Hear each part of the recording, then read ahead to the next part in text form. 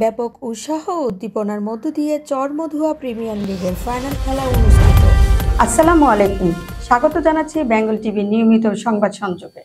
আমি আপনাদের সাথে রয়েছি মৌসুমী আক্তার সুমি। এতক্ষণ শুনছিলেন সংবাদ শিরোনাম, এখন বিস্তারিত।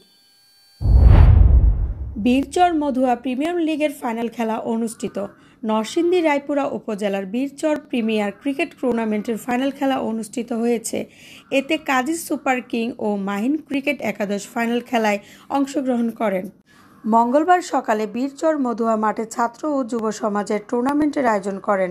খেলা উপলক্ষে আয়োজিত অনুষ্ঠানে প্রধান অতিথি হিসেবে উপস্থিত ছিলেন নরসিংদী ৫ রায়পুরা সংসদ সদস্য পদপ্রার্থী রফিকুল আলম ভূঁইয়া রুহেল। খেলার উদ্বোধন করেন নরসিংদী জেলার অ্যাডিশনাল পিপি অ্যাডভোকেট কাজী নজরুল ইসলাম।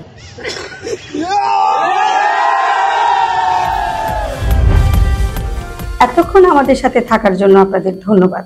এরকম নতুন নতুন খবর পেতে আমাদের বেঙ্গল টিভির ইউটিউব চ্যানেলটি সাবস্ক্রাইব করুন ও ফেসবুক পেজটি ফলো দিন।